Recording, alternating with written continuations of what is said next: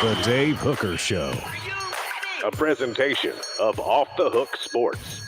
Objective insight, expertise, top guests. Available on YouTube, Apple, Spotify, and the Off the Hook Sports app. Download now for free. Also available on offthehooksports.com. I compute and obey. Now to Dave Hooker. Ready. Was there anything to talk about in June? Perhaps so. How about a whole new SEC schedule rolled out, winners and losers? The SEC schedule also, we will break down Tennessee's home and away opponents, as the Vols are probably somewhere in the middle as far as winners and losers. Also, did the SEC look out for Texas and Oklahoma, the new programs to join the SEC? And did they spite Alabama? Because Alabama, I believe, was the fly in the ointment back in SEC spring meetings. And I'll tell you what, do they look out for Georgia? Does the SEC look out for Georgia? Because that is now the premier, no question about it, program in the SEC. So we've got a lot to get to. And Mark Thomas will join us from ZenSports. We're so excited to be associated with ZenSports, and it's a whole new way of gambling. Go ahead and download the app now. ZenSports is the new sportsbook in Tennessee, revolutionizing the way that you earn sports betting rewards with ZenSports. Your rewards are cash rewards. You bet with real money, and now you are rewarded with it too. And if you use the promo code HOOKED, you can get a whopping 5% cash back welcome bonus for your first 15 days. Use that promo code. Keep betting, keep earning. Every month after that, you get up to 3% cash back rewards on your betting volume. It's all new. It's all awesome. Again, ZenSports, download the app. You will absolutely love it. Betting just got better. Call 1-800-889-9789 for any gambling problems. Terms and conditions apply. Must be 21 and up, and Tennessee to bet. So if I were asking you, because we will have peer-to-peer gambling coming up later, thanks to ZenSports, to bet on Tennessee's 8 SEC opponents right now, Caleb Calhoun, where would you stand on Tennessee finishing? First, how are you, sir? I'm doing good. I am doing very good. How are you doing today, Dave? I'm well. Off and running with a lot of news. So right now, home, Alabama, Florida, Kentucky, Mississippi State, away, Arkansas, Georgia, Oklahoma, Vanderbilt.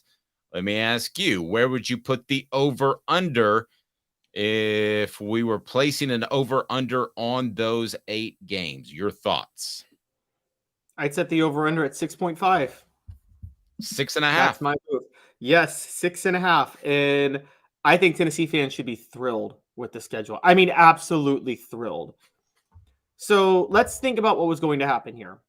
You were going to have to play Texas or Oklahoma. Every team was going to have to play Texas or Oklahoma. So playing Oklahoma on the road is not a big deal. You actually had a non-conference opponent. You had a non-conference game with Oklahoma scheduled originally that was canceled because they joined the SEC. So really nothing changes there. And you get all 5 of your rivals that you care about: Alabama, Florida, Georgia, Vanderbilt, Kentucky. Depending on when you became a Tennessee fan, one of those teams is your biggest rival that you hate the most. And you get all 5 of them. And part of that, all 5, means you get to play Vanderbilt and Kentucky still. And then the other draws you get are Arkansas and Mississippi State. 2 programs that I think Arkansas's losing KJ Jefferson after this year. And Sam Pittman, that program seems a little bit in trouble with Sam Pittman. And I mean, Mississippi State is a disaster right now. Obviously, a very tragic situation that happened there, but they're not going to be a good program in 2024. So you couldn't really ask for a better draw if you're Tennessee than this. That's true, but we do have to look at this as a one-year thing because I believe it could change in the future. So when we look at a lot of these schedules, it's like the old Tennessee, Alabama debate over whether or not Alabama should be on the schedule. And there's times that Alabama fans didn't want Tennessee on the schedule because Tennessee was dominating that in a streaky series. So we have to kind of look at this in a 1-year version because I believe that it will change at some point, might even go to the 9-game schedule of permanent opponents at some point. So when I look at home Alabama, that was going to happen anyway. Home Florida, that was going to happen anyway. Kentucky, help me with the years. Kentucky would have been on the road, right? They would have been at home next year, and they're still at home. And Vanderbilt would have been on the road next year, and they're still on the road. Okay, so Kentucky, nothing changes there. So you add Mississippi State at home, which should be a win. Away, you go to Arkansas, which is a tougher place to play than a lot of people think. But still, Tennessee should be able to win that game. You go to Georgia, which you would have done anyway, and you go to Oklahoma. So Tennessee is able to draw Oklahoma out of the Texas-Oklahoma bid because every team was going to play either Texas-Oklahoma.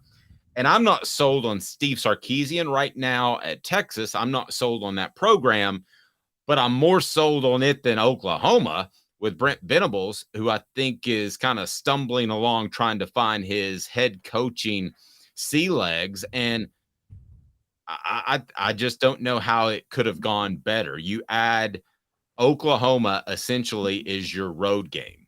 That's essentially the difference in the schedule. And Arkansas, I know that as well. But, I mean, on the road against Oklahoma, Tennessee, you would think, would have a great chance and probably be favored in winning that game. I'm with you. I think the schedule, and everybody's going to fuss about this and that and whatever, but there are some clear-cut winners and clear-cut losers we'll get to. I don't know that Tennessee's a clear-cut winner, but I think they're in the top third of the SEC of fans that should be happy with that schedule. Let's hear from you on the message board. What do you think of the schedule? But Caleb, I think they're right up there. Travis says, I'm just happy Georgia is going to play legit 5 games. It's possible for Alabama and or Georgia to have 3 or 4 losses. Florida has a tough schedule, according to the message board. South Carolina has not played UGA 3 times since 1948. I just hate not playing them next year. There are a lot of things that are going to go out of style, out of fashion, and out of tradition with this schedule. But when I look at Tennessee, I think fans should come away very, very happy. And we'll get to the guys that got the business here in a little bit because Oklahoma and Alabama did. So, yeah, I think Tennessee's in good shape. And your thoughts overall on the schedule? Yeah, no, I think Tennessee's in great shape. I am with SC Scout Guy. That South Carolina, Georgia's a rivalry that predates South Carolina joining the SEC. Yes, Georgia kind of owns that, but that's like, it's the low country rivalry. You know, for those who don't know the South, low country South is a little bit different from Delta South, which is a little bit different from Appalachia South, which is a little bit different from Florida South. And I don't know, Georgia, South Carolina, that's like, I like to call that the low country champion. And so for them to get rid of that kind of was a gut punch. Yeah, and I don't think – I think some people got hosed, and we're going to talk about that, but I definitely don't think Tennessee did. And listen, here's the simple fact. The schedule is going to look tougher on June the 15th than it did on June the 13th because you're adding a Texas and Oklahoma. In and of itself, those are storied programs. They might be up or might be down at this current time, but you're adding significant programs. So you shouldn't have woken up this morning and thought to yourself, hey, this is going to be as easy of a schedule as you had in June, the early part of June. It's going to be more difficult. Yeah, exactly. And well, yes, it's theoretically supposed to be more difficult, but it's still 8 conference games and it's still spread out a little bit. So, I mean, I still challenge if it is more difficult. I mean, you and I both have major questions about Oklahoma and Brent Venables. So the fact that Tennessee gets to play Oklahoma next year, Dave, I got a question. Are we sure that Oklahoma is a harder draw than South Carolina next year? I think, not long term, just next year. Just next year, I think they're pretty equal. And listen, this is the Dave that said that Shane Beamer was going to be on the hot seat. early November. Okay, so that's how far I've come on South Carolina. No, I think as far as just next year, going to South Carolina and going to Oklahoma are a coin flip. Yes, I agree. I agree. The big win was not having to play Texas, quite honestly. And so I think Tennessee is look. I think they should love this schedule. I think they should absolutely love it, and because again, you couldn't get given what we knew they were going to have Tennessee play, given the teams we knew they were going to have to play. Of the teams we didn't know, this was the easiest draw they could have possibly asked for. I mean, the easiest draw. Yeah, I'm just going to say it. I think the SEC is looking out for Josh Heupel because Tennessee fans enjoy this. You're not going to be able to complain that much longer about the establishment of college football hating you because Josh Heupel's too entertaining to watch. They want Josh Heupel to do well. Okay, well, that leads us to 4 downs. How about that? We get to 4 downs where we will discuss the winners of the latest schedule. 4 downs today brought to you by our friends at Craft Treats, crafttreats.com. 4 downs. 4 questions. 4 answers. The Dave Hooker Show. 4 Downs. A presentation of offthehooksports.com. All right, so 4 downs. Let's take a look at what I believe are the 4 winners of the SEC schedule that was announced last night. So I want to go ahead and start with Tennessee because you led us in that direction. So Cooper Mays, Tennessee Center, and a part of Off the Hook Sports. Let's go ahead and get it rolling with first down. Coop here, first down.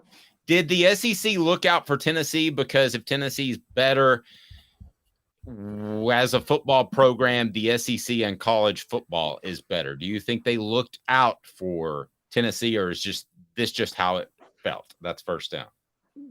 I think they looked out for Tennessee. I think they looked out for Tennessee because Josh Heupel hasn't rubbed anybody the wrong way. So he hasn't rubbed any SEC officials the wrong way.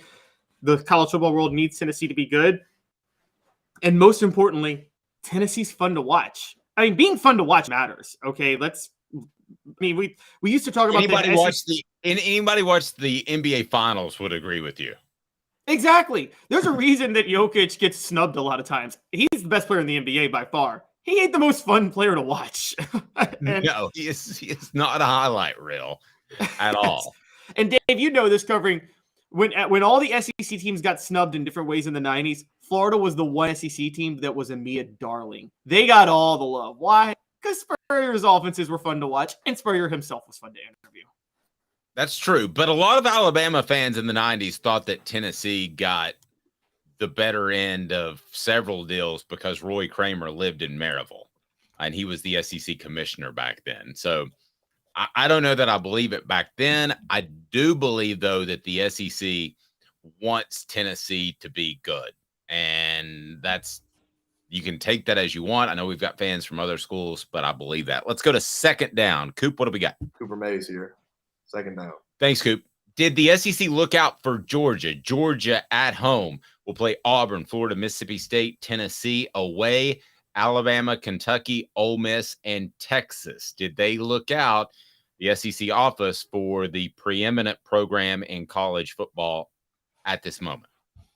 No, I think this was a random draw, honestly.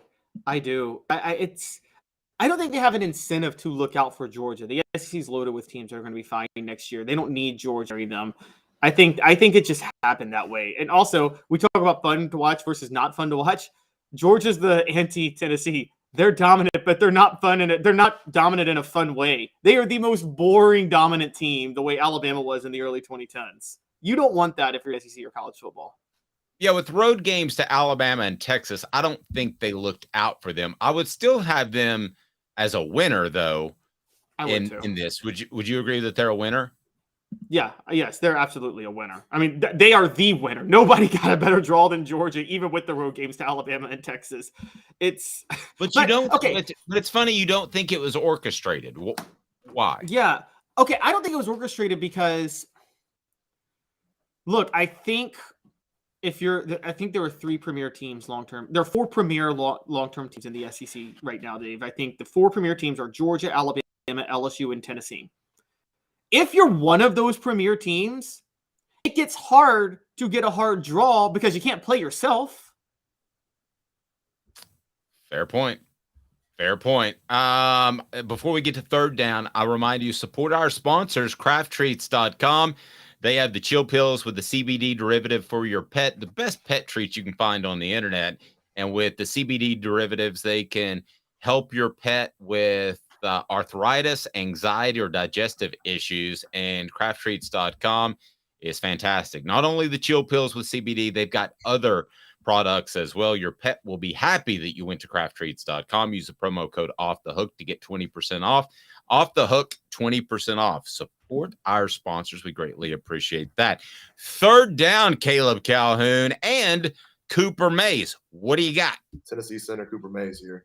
Third down. Yes. Okay. LSU, are they a winner? I say hands down. Home, Alabama, Ole Miss, Oklahoma, Vanderbilt.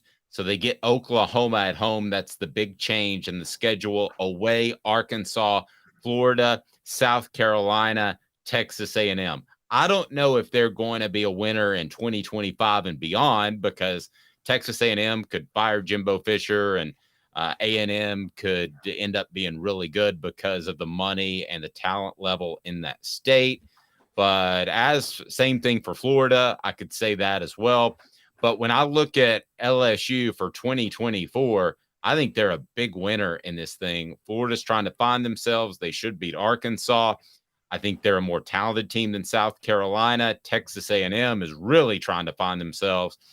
And then you have Alabama at home, and your added opponent was Oklahoma, and that's at home as well. I think they're a big winner. Agree? Disagree? Gigantic winner. We're supposed to disagree on some of these things, Calhoun. What are you doing to me? I'm sorry, but here's the funny thing with LSU, though. They could have been more of a winner. So for those who don't know, so LSU has a lot of rivalries that the SEC's tried to force that hasn't happened naturally. Right now, it's Texas A&M. Another one is Arkansas. Neither one of those are really natural rivalries, if you know LSU football. Their most natural rivalries are then you have the LSU-Florida rivalry, which has its own history, and LSU-Alabama, which was the stakes in the SEC. But there's no regional natural rivalry. So historically, long-term, their 2 biggest ones are actually the 2 Mississippi schools, Ole Miss and Mississippi State.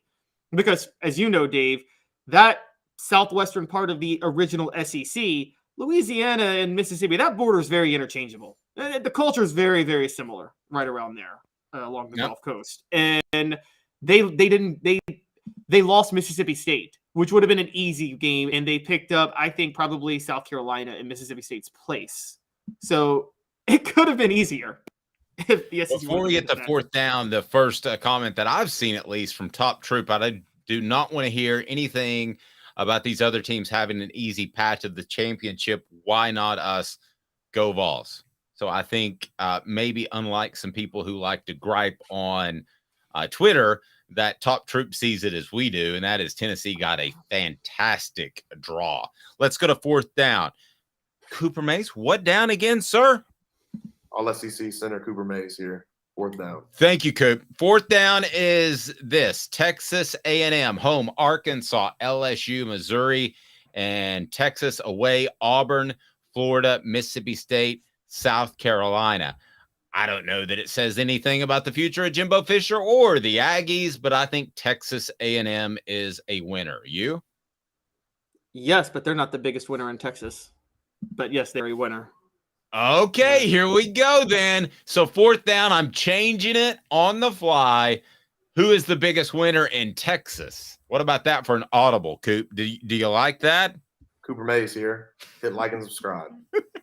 Go. All right. So Texas is the biggest winner? Texas is the biggest winner. Let's just look at this Texas draw for a minute. By the way, now they're both close, because here's what I want to bring this up real quick. North Texas A&M is one of the 4 premier teams in the SEC right now as a program.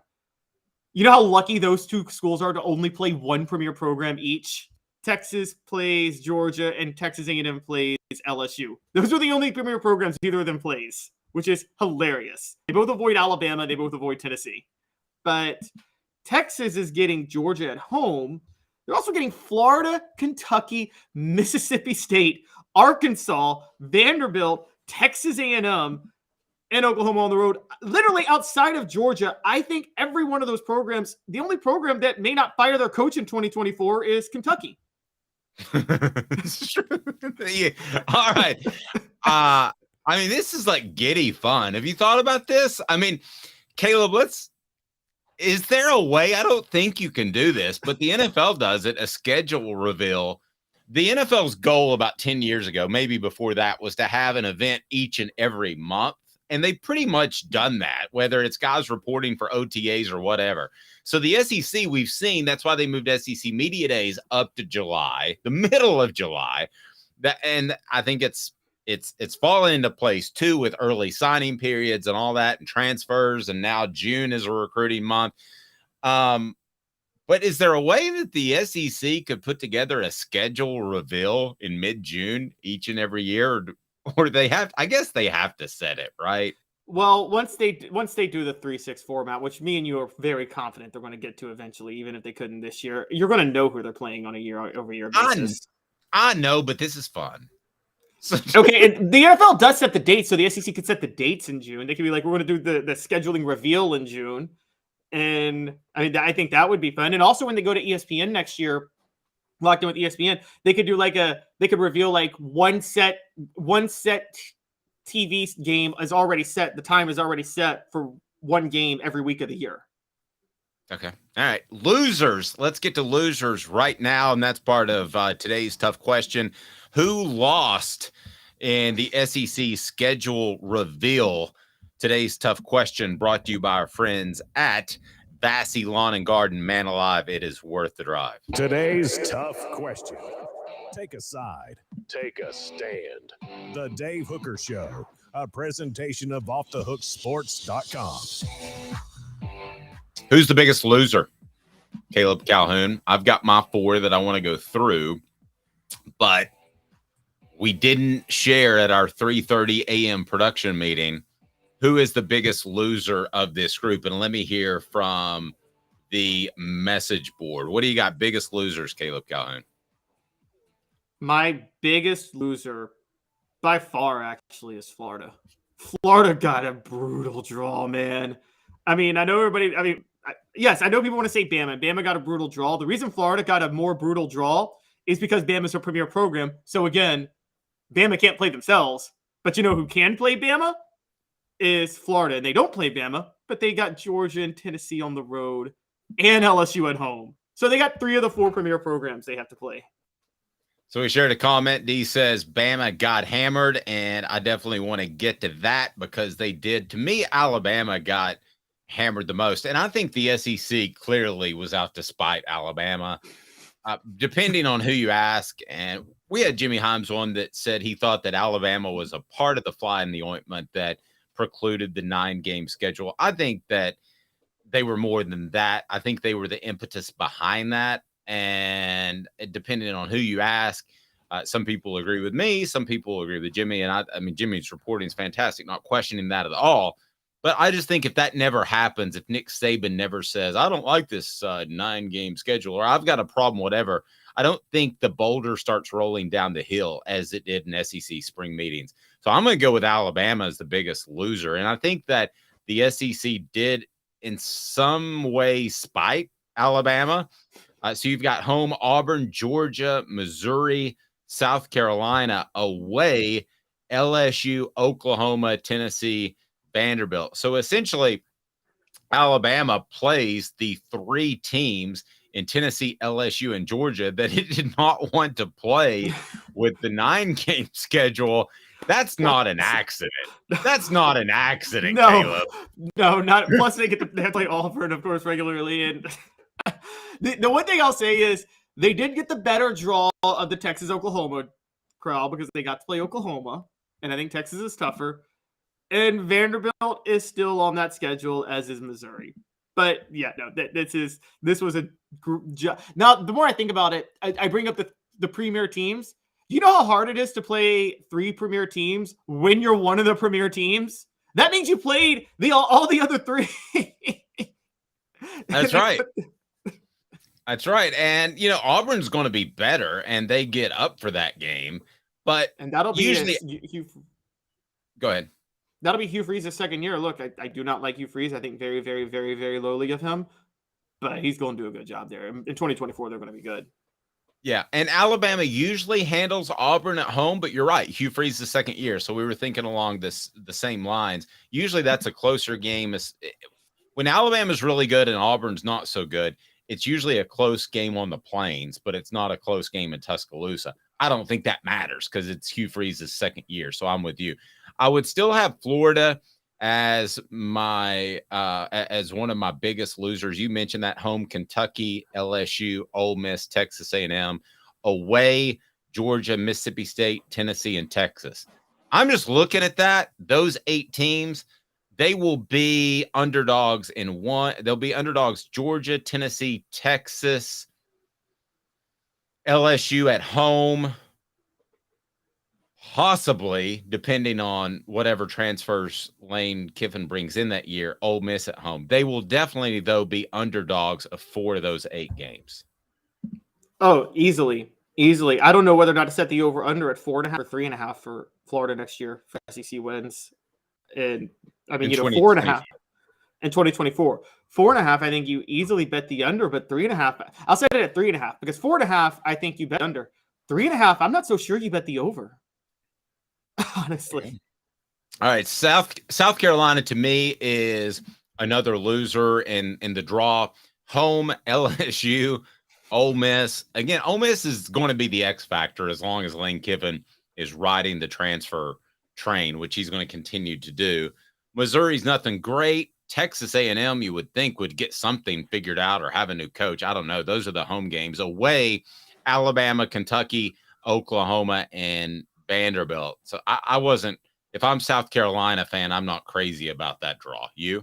I'm not crazy about it, but again, it's nowhere close to what Alabama and Florida are dealing with. I mean, it's not even in the same stratosphere. It's probably they could have gotten a better draw, but look, they don't have to play Georgia, which is a yearly rivalry dating back to, as somebody pointed out, the 1940s. I think SC Scout guy said that, and they get that off the slate, but. And they do get to play Vanderbilt, Oklahoma. I keep saying Oklahoma is the better draw than Texas. You would rather play Oklahoma on the road than Texas at home next year, no matter what SEC school you are. No, I agree. And then Texas A&M I've got as another loser that... No, I think that was a mistake. Didn't we have Texas A&M as a winner? Oh, no. Texas A&M is a winner. Excuse me. Texas A&M's a winner. I had Oklahoma as another loser. Home, Alabama, South Carolina, Tennessee, and then Texas is the neutral site game. Away, Auburn, LSU, Ole Miss, Missouri. Youch. Yeah. That's Hugh Freeze's second year at Auburn. That on the road. That they're an underdog in that one right now. They're going to be an underdog at Ole Miss, and they're going to be an underdog at LSU. And they're going to be an underdog at home against Tennessee and Alabama. They're going to be an underdog in 5 of their 8 games. I can tell you that right off the bat. It's brutal. All right, coming up, did the SEC look out for Texas and Oklahoma?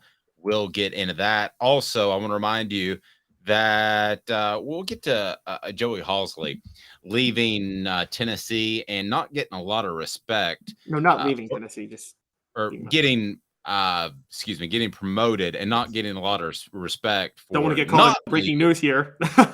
Yes, no, he has not left. He just promoted as offensive coordinator when he probably could have left Tennessee for other coaching jobs, but he didn't get a lot of props for that. I'm not surprised, but we'll get to that. And that's brought to you by Vassy Lawn and Garden. Man alive, it's worth the drive. Go to Vassy.com. They had the buying power to help you out with those industrial and commercial mowers from Nashville, Chattanooga, or Knoxville. Man alive, it's worth the drive. Toro, count on it.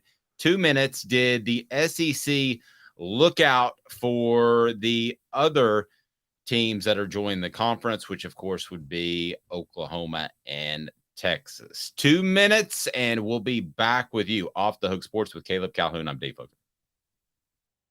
Family has been creating jewelry since 1986, each piece unique with a story all its own. I'm Rick Terry with Rick Terry Jewelry Designs. I'm a jeweler, and I want to be your jeweler. We're grateful that you chose us to be Knoxville's best jeweler. My family and staff look forward to serving you. So please come see us. Kingston Pike and Campbell Station Road in the heart of Farragut, and downtown on Gay Street, right next to the Tennessee Theater. Hi, Mike Davis here with City Heating and Air, reminding you to always dare to compare. Our team provides quality local heating and air service, installation, and maintenance across East Tennessee. We use only the best equipment like American Standard heating and air conditioning for your residential, new construction, or commercial needs. Honesty, dependability, and customer satisfaction have been the cornerstones of our business since 1961. City Heat and Air. Dare to compare. With all that sun, sand, and salt water, the beach is a very relaxing place. Unless you wear contacts. Ow! Open your eyes to the best the beach has to offer with LASIK vision correction from Campbell Cunningham Laser Center. Ah. Do you want to own the more that owns every job? Then get to Vassey Lawn and Garden in Cleveland and get you a Toro. I'm David Vassey, here to talk to you about Toro. With a Toro Zero Turn, you'll get more out of every minute and you'll reach the finish line faster. At Vassey's, we like to say, no matter if you're mowing 3 acres a week or 11 lawns a day, homeowners and business owners alike find confidence in equipment they can trust from top to bottom. Vassey Lawn and Garden, Highway 60 North in Cleveland. Man alive, it's worth the drive.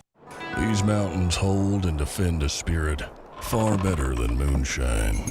A drink that holds flavor, that becomes necessity. A hard cider made and relished by folk who are as hearty as they are legend. A refreshment that can only be found in one place. With a taste that makes you say, give me 3 bottles of the good stuff. Tennessee Cider Company, where necessity can be found. Objective coverage. Hey, that's new. If we get caught, we're going to jail. The Dave Hooker Show, a presentation of Off the Hook Sports. YouTube, Apple, Spotify, and the free Off the Hook Sports app. I'm going to need to see some identification. Back to Dave Hooker.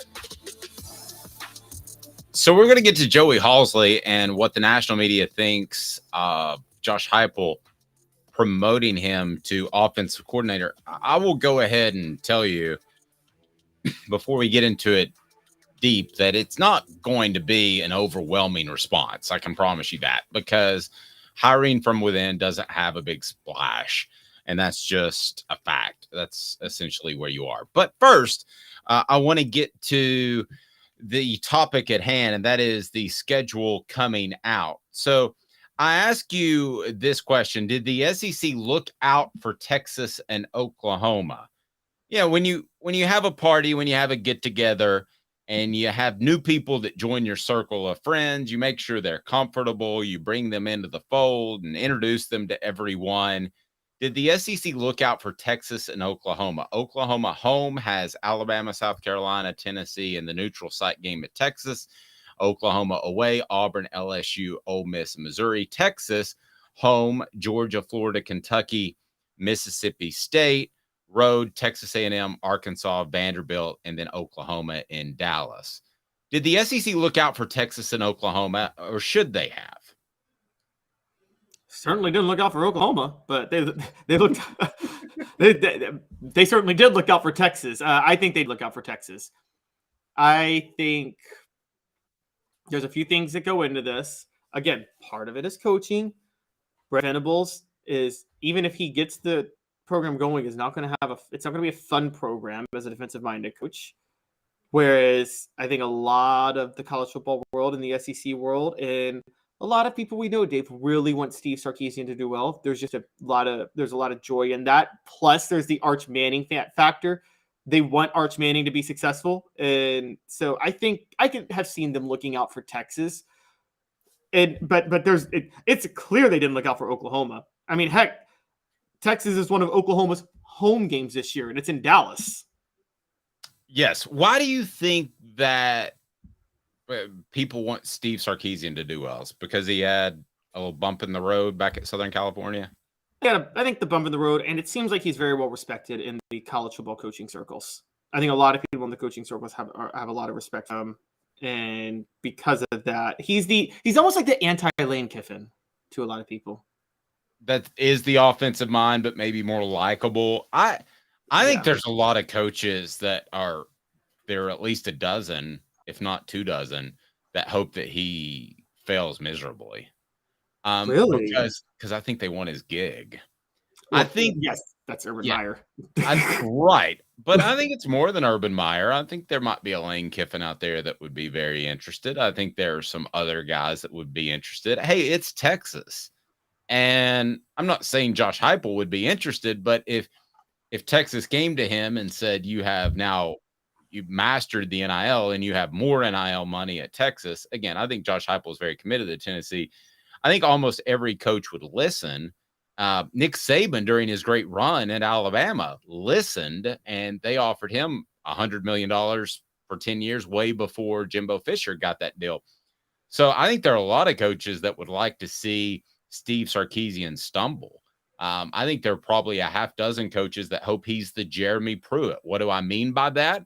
Jeremy Pruitt brought in a lot of good talent to Tennessee. He may have had to pay to do that, but he did it, and Tennessee is now benefiting off of that, Caleb. So I think there are a lot of coaches that hope he's that guy. That hope he's and I got to be honest with you. If you made me bet, I would say he probably is that guy. I don't know that Steve Sarkisian is going to hoist a national championship trophy. Do you see that out of him? No, I think he's massively overrated as a head coach, quite honestly. I just think better than Brent Venables, but I don't think he's going to win at Texas. And I also think Texas is an overrated job. I mean, it's not, you're competing with 5-6 other Power 5 schools in your home state, plus Oklahoma and Oklahoma State come in to get guys. Texas kids aren't as committed to staying in Texas as other states. And Texas football recruits they're overrated. They do tend to be overrated, and they don't. And really, the ones that Texas wants, or Texas A&M, they tend to do a really good job. The guys that go elsewhere, Tennessee has a long history. I could spend an hour talking about prospects out of Texas that didn't do well at Tennessee for whatever reason, a multitude of reasons, from drugs to competition to whatever. But as far as Oklahoma, I look at Brent Venables, and when I look at Brent Venables and Steve Sarkisian, I don't know that the SEC got tougher in the short term.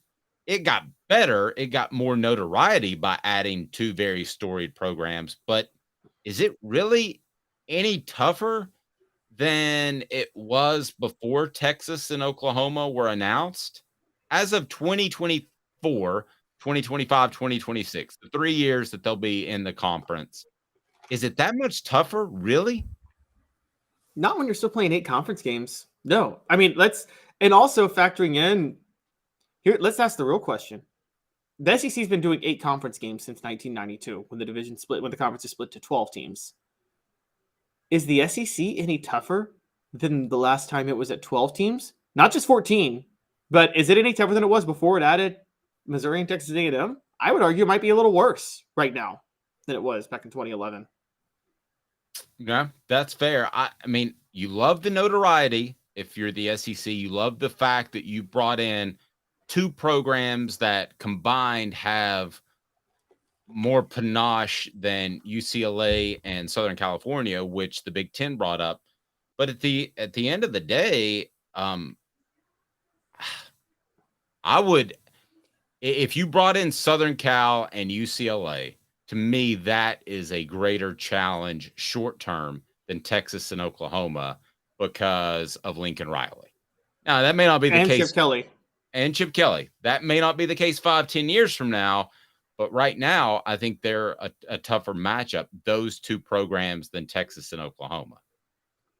I do too. The only caveat I would say with this, and this is going to be tested, Big Ten fans have said for years, and we've never really tested it, but they have said for years, and I'm sure you've heard it when we talk about the SEC speed. They say it's a totally different game in the upper Midwest. You guys don't understand. Speed doesn't translate to the cold, so the Big Ten schools can't play the same speed type of game.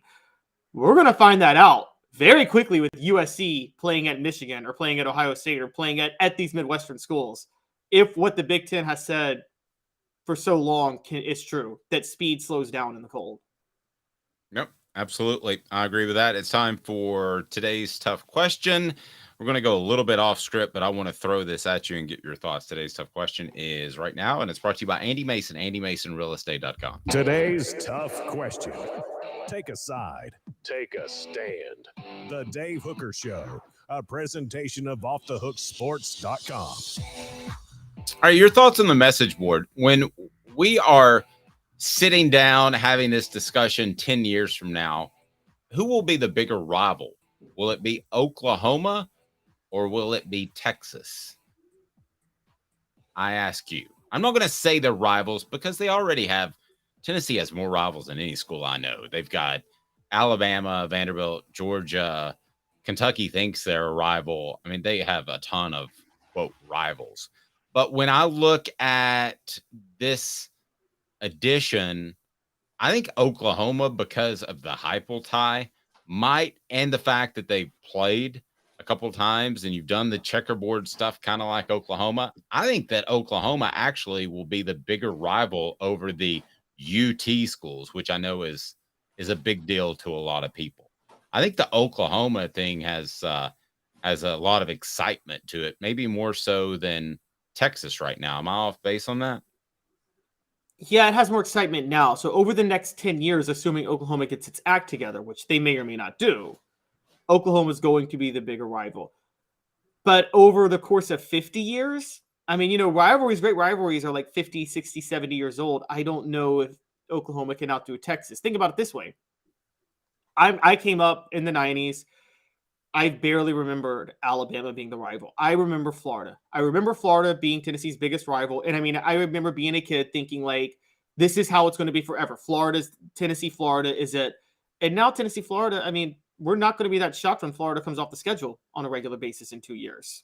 And so because what we realized is that rivalry was nothing but a result of the situations in college football in the 90s with a former Tennessee guy coaching Florida, dominating, taking shots at Tennessee, and Peyton Manning at Tennessee.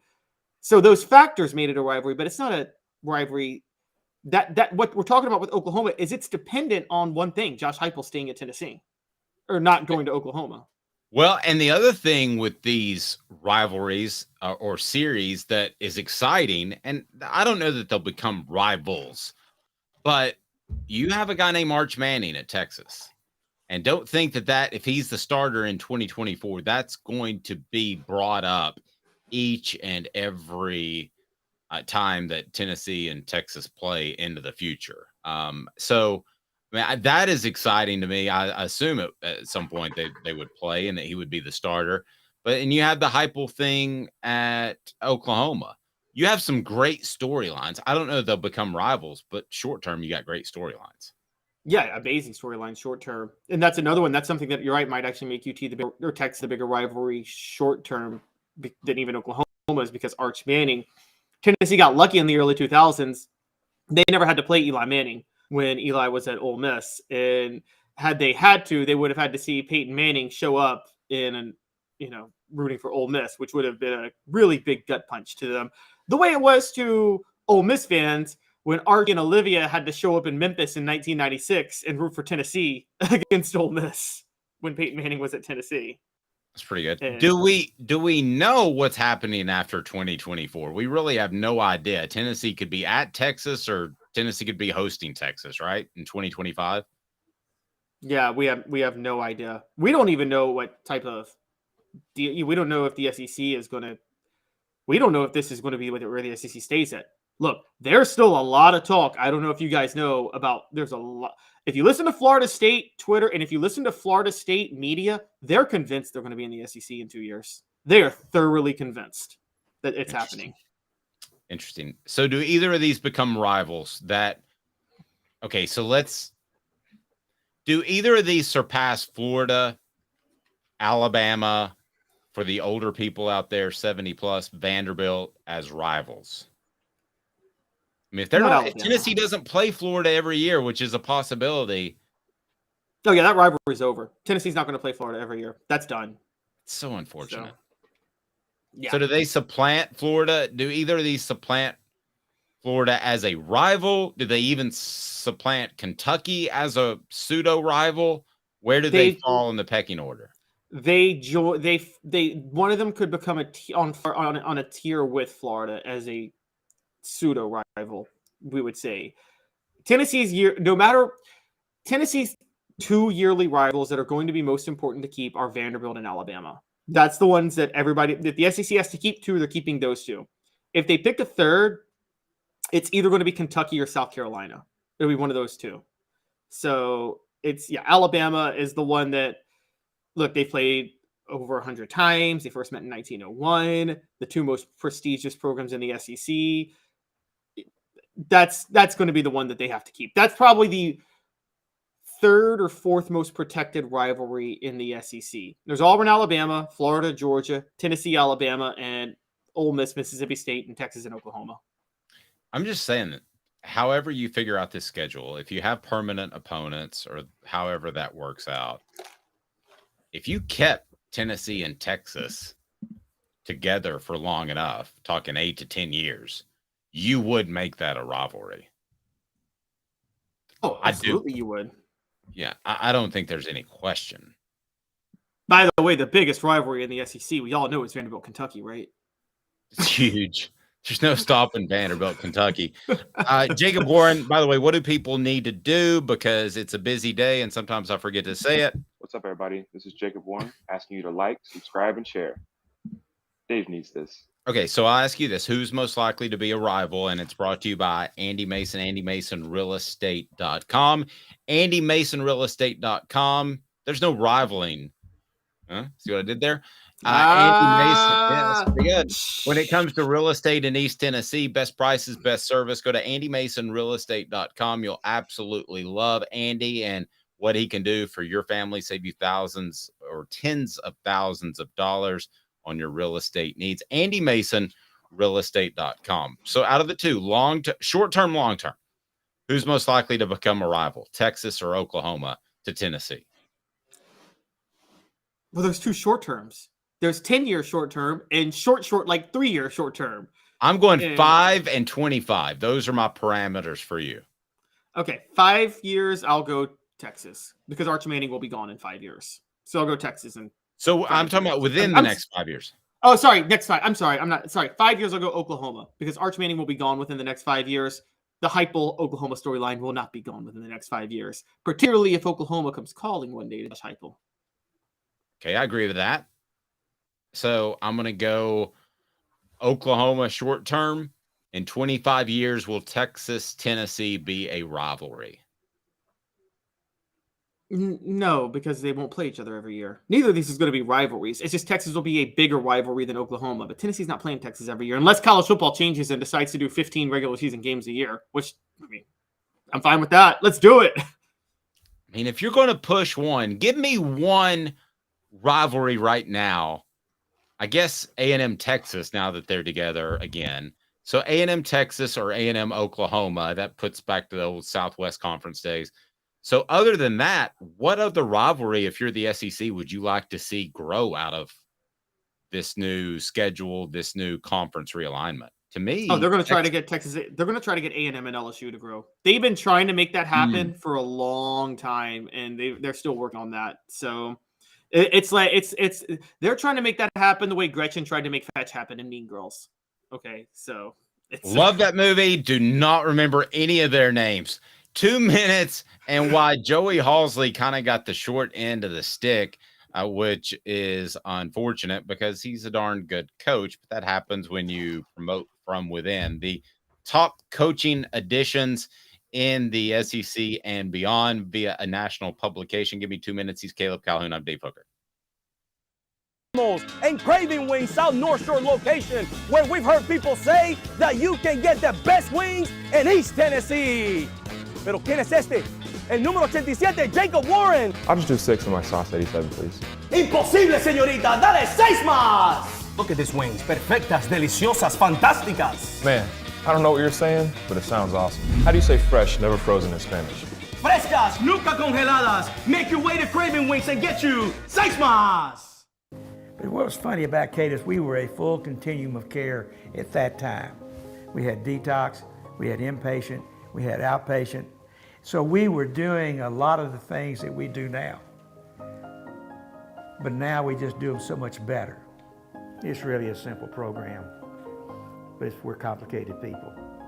I am what I am, and now I got to do something about it.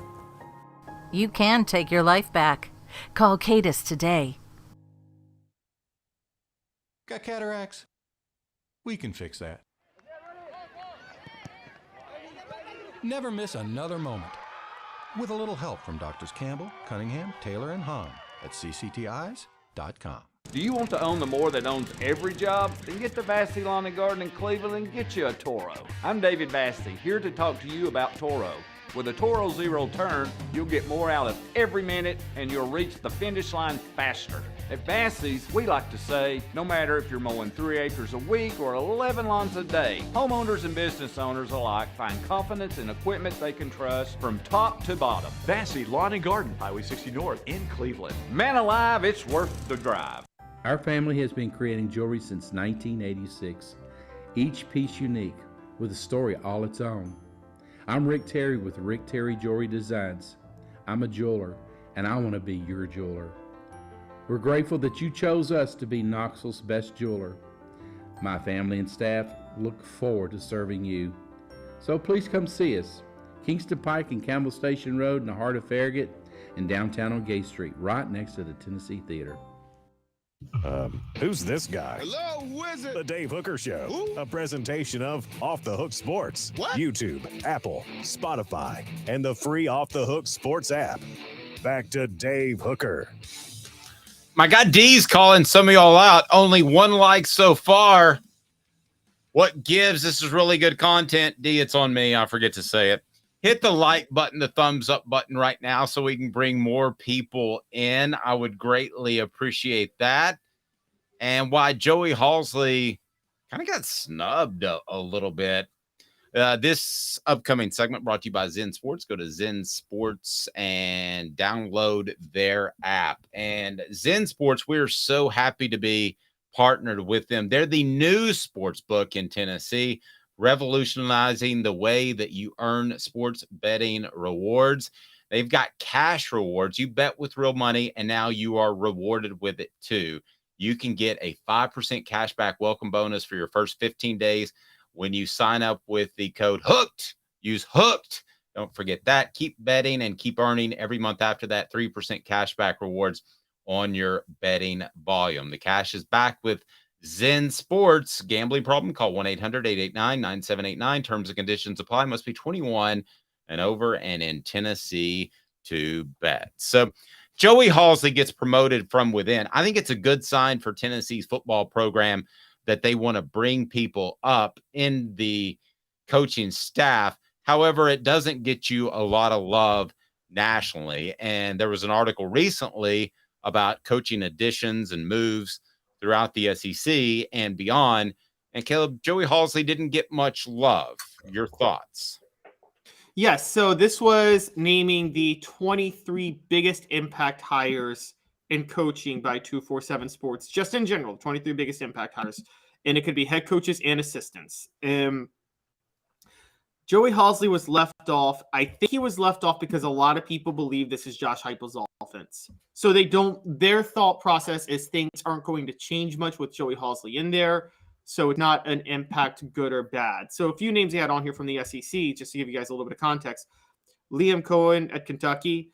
I'd have to argue that is a bigger hire. I mean, Mark Stoops is a defensive guy. Kentucky had a big drop-off last year without Liam Cohen. So I'd have to argue that is a bigger deal than Joey Halzle. And a few others, you look at, funny enough, Alex Golesh to become USF head coach is on here. But Bobby Petrino to Texas A&M, again, that's a bigger assistant hire. That's a bigger impact assistant hire than Joey Halzle. Not for the better, but it is going to have a bigger impact in general. And then Tommy Rees to Alabama. Look, half the reason I don't believe in Alabama long term is because I don't think Tommy Rees was the best hire possible as far as an assistant goes. And not even on here, but I think Mike Bobo to Georgia and Dan Enos to South Carolina are bigger impact hires, but in the negative way. So I think that what they see with Halzle is there's no really change in direction one way or the other with the hire of Joey Halzle. So give me the rest of the ones. Your thoughts of the guys that stand out to you in terms of good hires, not so great hires across the ones that are ahead. Yes. Okay, so sticking with the SEC, Liam Cohen, Kentucky, good hire.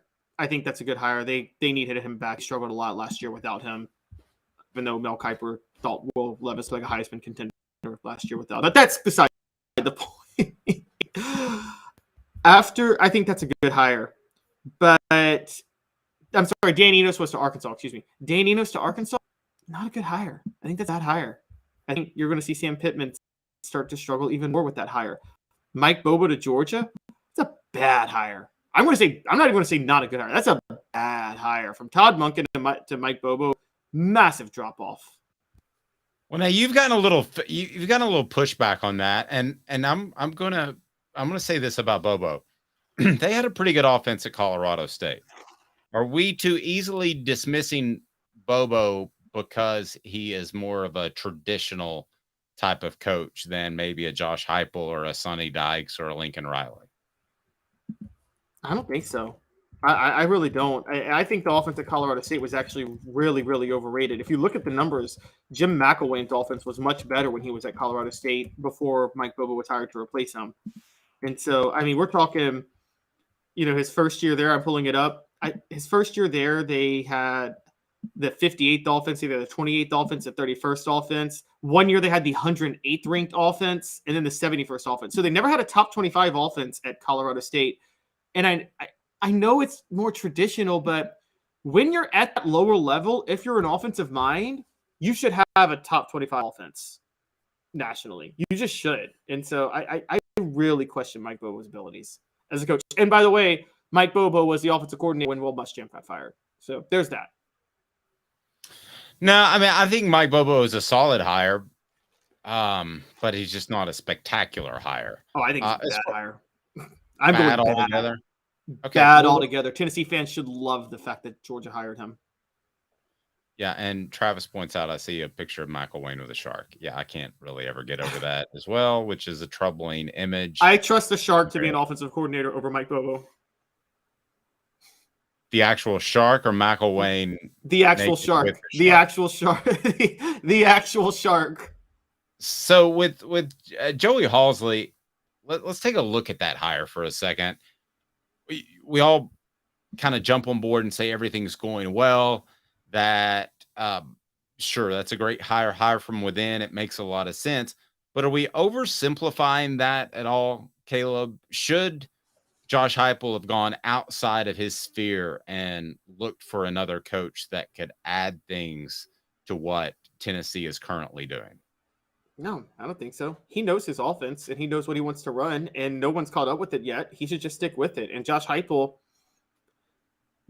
promotes from within in a way that Fulmer tried to promote from within, but I don't really think Fulmer knew what he was doing a lot of times when he promoted from within. I think Fulmer was promoted out of loyalty over out of qualifications. Again, I go back to the Randy Sanders moment where I'm like, yeah, I know you want to promote from within, but you should have known that Randy Sanders is not an offensive coordinator. You should have known that from the start. He was a running backs coach. And I think Josh Heupel knows the roles for the guys he promotes from within. Well, I definitely think that Philip Fulmer should have known. I thought at the time Randy Sanders was a very good hire. I look at Joey Halzle, and I think that elevating him to that position of the offensive coordinator makes a lot of sense. To bring somebody else in when it's Josh Heupel's offense makes zero sense to me. We're joined by a very special guest. Mark Thomas joins us now with ZenSports. Mark, how are you, sir? Good. How are you, Dave? How are you, Caleb? Pretty good. How you doing? We're doing fantastic. So we're so excited to work with you guys at ZenSports, and you say you're revolutionizing the sports gambling business, which you truly are. We're going to talk about peer-to-peer down the line, and that's coming later this summer. But where do you feel like ZenSports and their niche was in this very crowded gambling arena? What was your goal? What did you want to bring to the table?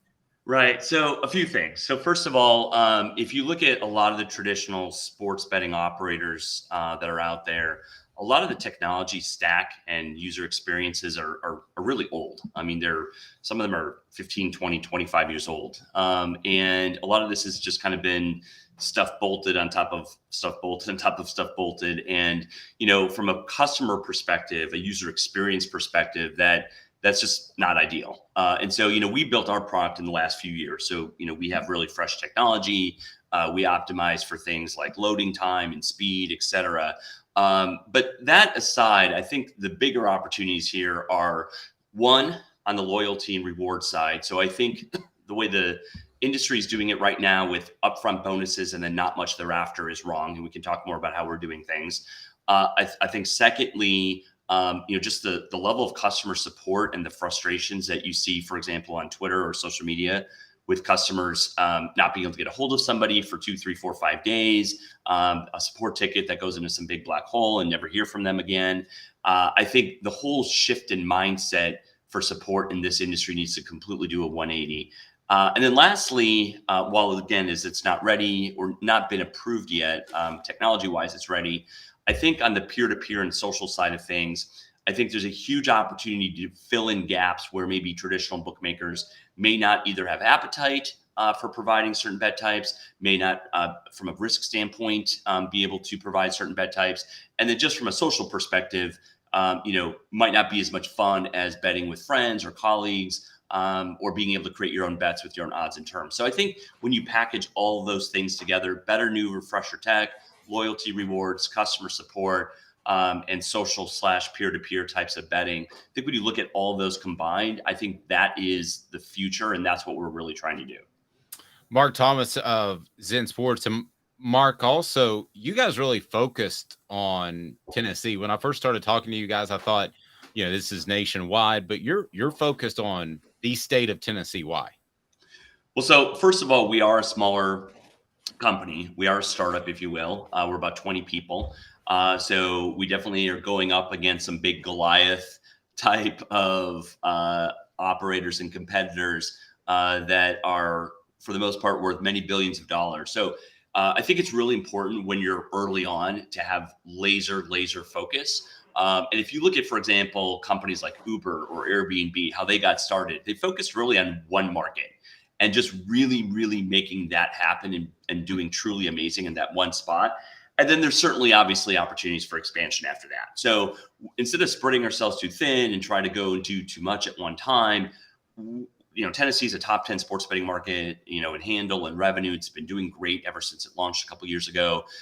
Really go knock that out of the park. And then we can certainly look at expanding to other markets, but we really want to go into one market, focus on that. And Tennessee they're truly amazing from a technology perspective. They're very forward thinking.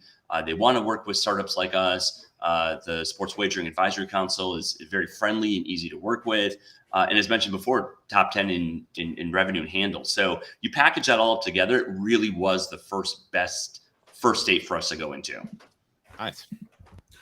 Mark, do you think one of the reasons for that, how much interest do you notice in gambling in college football compared to other sports? It seems like there's, at least for me, even covering sports, there just seemed to be such a bigger interest in college football. And I want to know why that is, you think. Yeah, I think that's certainly part of it, but there's still other states, like in the SEC, with like Mississippi or whatnot, where sports betting handle still is not as big as it is in Tennessee. I think that might be a little part of it. I also just think in Tennessee, it seems like, every time I've been there, and I've been there several times in the last few months since I've been traveling, everyone there just seems to have a very open mind to, this type of entertainment. Whereas you go, like, for example, I lived in California for 20 years and they shot down both propositions and with really low voting turnout. And you would think, California, very, very liberal, very open and stuff. But actually, when you dig into the weeds, people there, no, they like the way that things are. So I think it's also a bit of a cultural thing and mindset, if you will. But certainly the types of betting certainly have something to do with it. But I think overall, folks in Tennessee, citizens, residents there are very just interested in this type of entertainment. And I think they also understand that it is entertainment. They look at it as such. And so I think that's a big part of it as well, too. Mark, great stuff. And then the continued cash back rewards, you referenced that earlier. How will ZenSports be different than other apps and gambling platforms? Yeah, so we do a few different things. So first off, I'll talk about a referral bonus program. So you can actually take a referral code that you get assigned to yourself when you sign up for a ZenSports account. It's a 6-digit code that doesn't change, stays the same. You share that out with friends, family, your social media networks. Anyone that signs up with your referral code, you get a percentage of their betting handle, 3% for the first 6 months.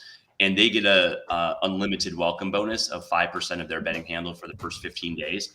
So both sides are incentivized to both share out their referral codes as well as redeem their referral codes. So it's a really great way to like spread the word about ZenSports and actually receive something real for your advocacy. The second thing is, as I mentioned, the welcome bonus. So we do things a little differently. We bonus you based on your handle instead of just like, deposit $100 or deposit $500 and get $500. With us, you can actually earn way, way more than that if you actually play during your first 15 days. And then that kind of leads me into our larger loyalty program, where every single month you can earn cash back bonuses based on your betting volume, based on your handle. Up to 2% cash back based on your betting volume, and then up to another 1% if you choose to leave your funds in ZenSports and not withdraw them. So we're really rewarding loyalty, sticking with ZenSports, keeping your play with us, wanting to use ZenSports, spreading the word about ZenSports. We believe that with us, you will have the ability to earn way, way, way more over time and every single month than you would compared to, a one quick hit type of bonus that you might get signing up for some other product. Nice. And people can use the promo code Hooked, as part of Off the Hook Sports. And if they use that promo code, then what do they receive, Mark? If you can just kind of lay that out for everybody. So in the first 15 days, they get 5% of their betting volume back, unlimited. So if they don't use the promo code, then it's capped at $250 in terms of the bonus. So, we have some people that come in and they'll bet, $300, $400, $500 a day, over the course of, 15 days, that can really add up. And getting 5% of that back is, a nice win for them on that. And it's uncapped if they use your referral code. So they get an uncapped welcome bonus essentially if they use your referral code versus not using it. Use the promo code Hooked. The promo code Hooked. Anything else you want to add, Mark? No, I think that's it. Super excited to be on the show today. Really appreciate you having me. Excited to be in Tennessee. Excited for our growth there, and looking forward to the next several months as we ramp up. Mark, thanks, buddy. You get to East Tennessee at some point. I think you were in Nashville recently. You get to East Tennessee, I'll show you around. Take you to the best. I'll take you to a place you can get the best ribs that you've ever eaten. How about that? Sounds amazing. I would love that. Love good brisket, ribs, any of that. I am down for that anytime. Mark, thank you, sir. Thank you. Have a great day. Have a good one. Mark Thomas is ZenSports. That was great stuff. He's Caleb Calhoun. I'm Dave Hooker. This has been a presentation